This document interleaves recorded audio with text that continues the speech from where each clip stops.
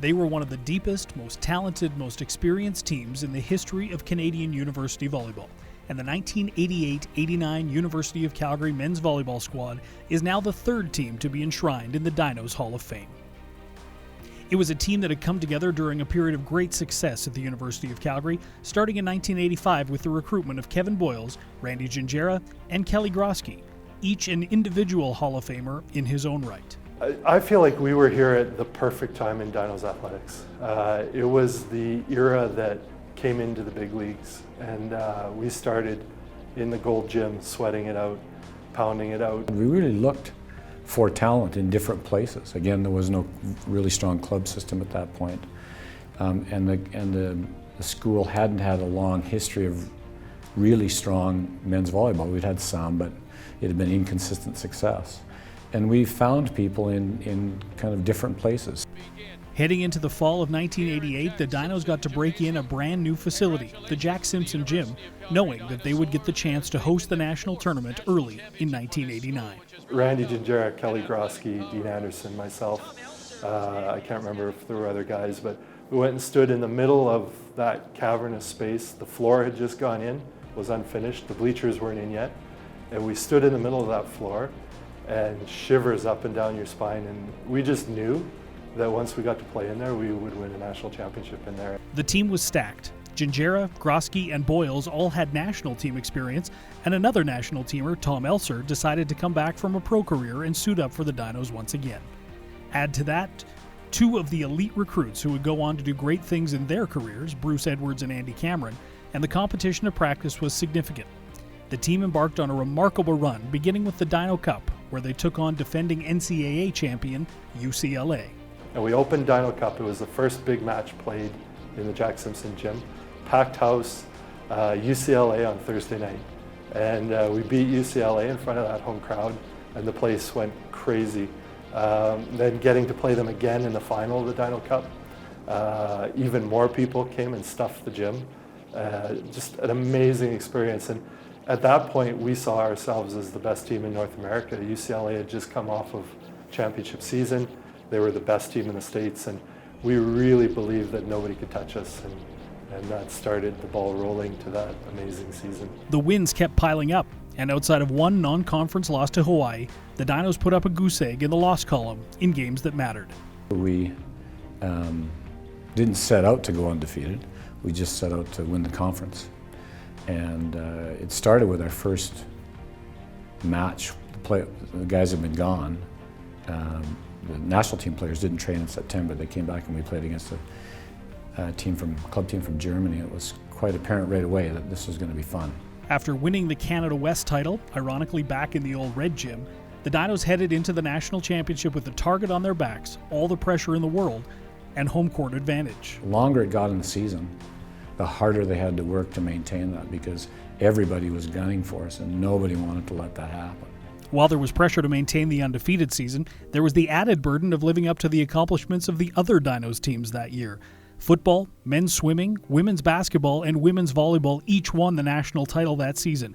And, playing at home, the men's volleyball squad didn't want to be left out. When the football team came in and won that Vanier Cup, it was a huge motivator for the men's volleyball team. We just felt like they could not steal our thunder, and there was no way we were going to let them have the only national title that year. And I think it really motivated us to not only win, but to go unbeaten, because we wanted to outdo the football players and not let them have that season be theirs. After a surprising first set loss to Dalhousie in the quarterfinal, the Dinos won their next 6 in a row to dispatch the Tigers and the Waterloo Warriors, earning a date with the Manitoba Bisons in the national final. In front of a sold-out live audience in the Jack and a nationwide viewing audience on TSN, the Dinos were not to be denied. In straight sets, Calgary captured the Tantramar Trophy for the second time in school history. CIAU Men's Volleyball Champions. We jumped around like a bunch of little schoolgirls, and It's a bit of tremendous relief, because that didn't start in the fall. That started 4 years before that, when we started to build a program. At the end of the year, Calgary's record was a perfect 27-0, a number etched on their championship rings as a reminder of that remarkable run. Catching the pixie dust at the right time with the maturity of all the players all at the same time. Inducted into the University of Calgary Dinos Hall of Fame in the team category with the class of 2017, the 1988-89 Dinos men's volleyball team. Accepting on behalf of the 1989 men's volleyball team, please welcome head coach Greg Ryan.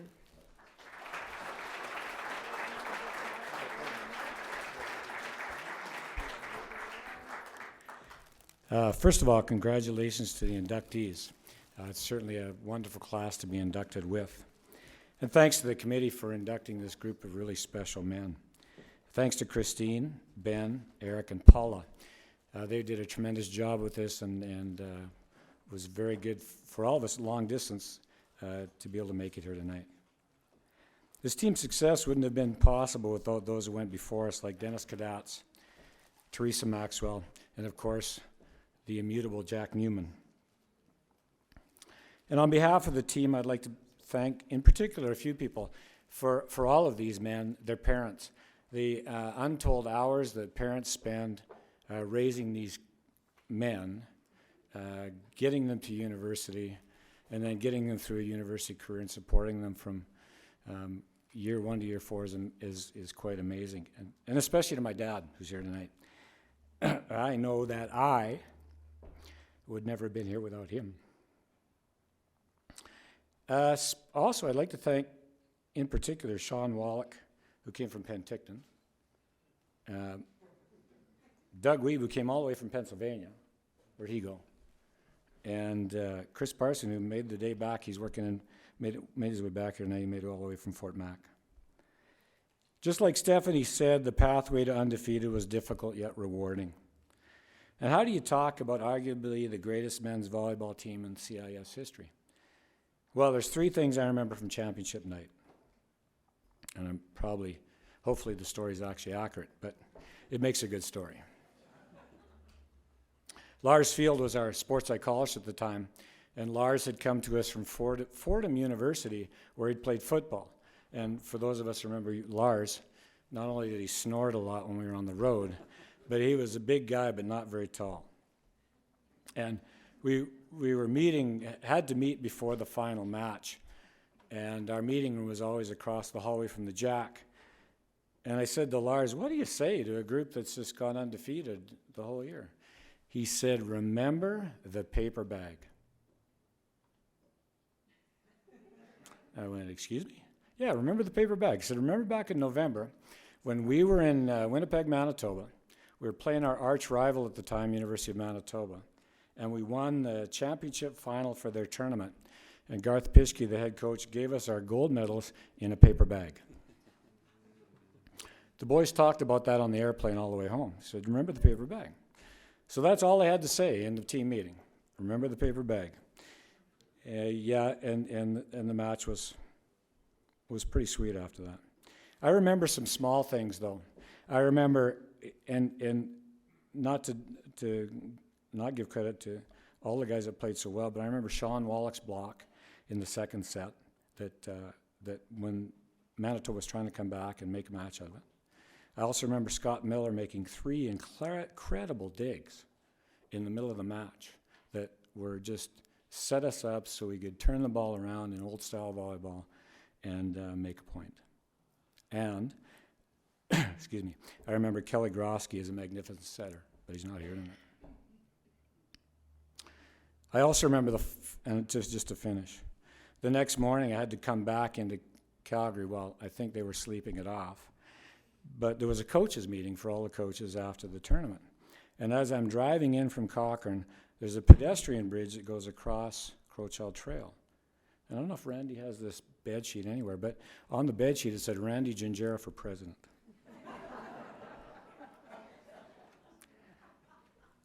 So I remember just a sweet season of some really neat people, and they're so honored, I'm sure, to have been inducted this year into the Dinosaur Hall of Fame, because we're very proud to be Dinos.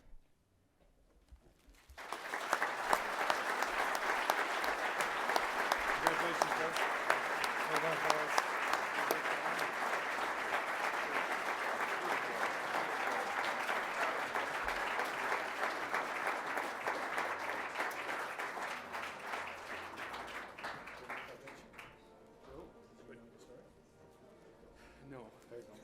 should have stopped and got it.